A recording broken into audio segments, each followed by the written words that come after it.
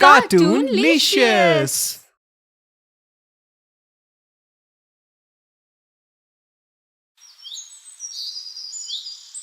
पायल की एक नंद थी गौरी, जो कि कॉलेज में पढ़ाई कर रही थी।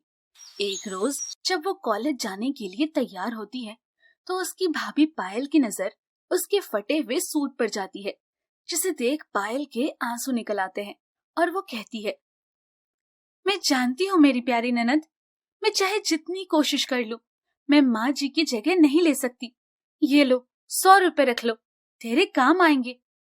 थैंक यू भाभी। अच्छा, अब मैं चलती हूँ। उसके जाने के बाद पायल कपड़े सिलने बैठ जाती है और रोते हुए कहती है, मैं दिन रात कपड़े सिल कर भी इतने पैसे नहीं कमा पाती कि अपनी ननद को एक सूट दिला पाऊं। आज भी वो फटा हुआ सूट पहन कर गई है। मुझे माफ करना गौरी, मैं एक अच्छी भाभी नहीं बन पाई। इन सब ख्यालों में खोई हुई पायल जब देखती है, तो उसका बनाया हुआ सारा ब्लाउज खराब हो जाता है। हे भगवान, ये ब्लाउज तो खराब हो गया। ममता जी ने कितने भरोसे के साथ ये मुझे सिलने को दिया था। उफ। तभी माया देवी वहां एक महंगे से लहंगे का कपड़ा लेकर पायल के पास आती है और उसे देते हुए कहती है, पायल, ये देख, मैं ये अपनी बेटी के लिए लाई हूँ। बहुत ही महंगा कपड़ा है। इसका तुझे मेरी बेटी के लिए सुंदर सा ब्राइडल लहंगा बनाकर तैयार करना है। अगले हफ्ते उसकी शादी है। ये तो मखमल का कपड़ा है, बड़ा महंगा मालूम होता है। हाँ, पूरे 20,000 का कपड़ा है ये। अच्छा, वैसे तुम्हारी नंद भी अब ब्याह लायक तो हो गई है। आखिर कब करोगी तुम उसकी शादी? मैं तो कब से उसके लिए लड़का ढूंढ रही हूँ, लेकिन आजकल बिना दहेज की शादी करता कौन है? और फिर मैं गरीब दर्जी दिन रात मेहनत करके भी बस इतना कमा पाती हूँ कि रोजी रोटी का गुजारा निकल पाए। कह तो तू ठीक रही है, लेकिन तेरी गौरी दिखने में सुंदर है, तो उसका रिश्ता तो लग ही जाएगा। वैसे मेरी नजर में एक रिश्ता है, अगर तुम कहो तो मैं बात आगे करूं। लेकिन लड़का है तो बड़े घर का, पर है अनाथ। उस बेचारे का इस दुनिया में कोई नहीं है। आपकी बड़ी मेहरबानी होगी अगर आप बात करेंगी तो। माया देवी उस लड़के से बात करती है। वो गौरी से मिलने के लिए तैयार हो जाता है। माया के साथ वो पायल के घर कल रिश्ता लेकर आने वाला था। पायल सारी रात बैठकर कतरन कतरन जोड़ जोड़ के अपनी नंद के लिए सूट बनाती है।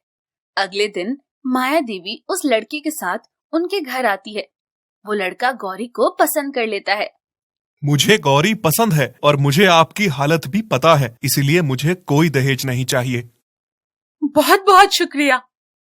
उधर गौरी का रिश्ता पक्का हो जाता है और इधर पायल के हाथ से खराब हुए ब्लाउज की वजह से उसका नाम खराब हो जाता है, जिस कारण अब कोई भी उसके पास कपड़े सिलवाने नहीं आता। ऐसे ही अब शादी के दिन भी पास आ जाते हैं। पायल की समझ में कुछ नहीं आ रहा था।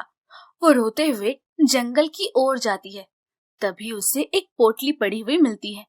वो जब उसे खोलती है तो उसमें ढेर सारे नोटों की गड्डियां होती है। ये देख वो हैरान रह जाती है। फिर उस पोटली को लेकर वो घर आ जाती है।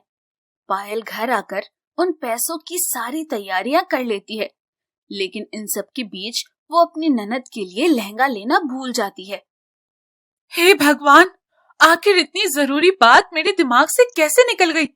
अब तो मेरे पास पैसे भी बहुत कम बचे हैं। मैं गौरी के लिए लहंगा कैसे लूंगी?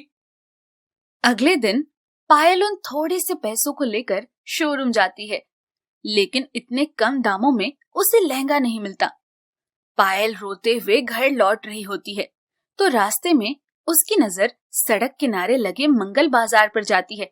उसमें लहंगे बनाने का मखमली शानदार कपड़ा सस्ते दामों में उसे मिल जाता है। वो उन बचे हुए पैसों से लहंगे का कपड़ा खरीद लेती है और फिर सारी रात जागकर आंखें गड़ाकर अपनी नंद के लिए शादी का जोड़ा बनाकर तैयार करती है।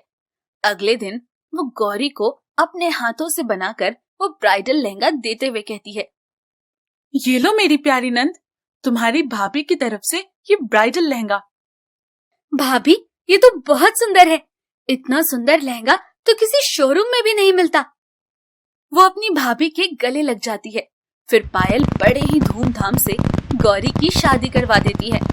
विदाई के वक्त गौरी अपनी भाभी के गले लगकर खूब रोती है और कहती है, आपका बहुत बहुत शुक्रिया भाभी, आपने तो माँ की तरह मेरा ध्यान रखा और मेरी शादी भी की। आप अपना ख्याल रखना। तुम भी अपना ख्याल रखना।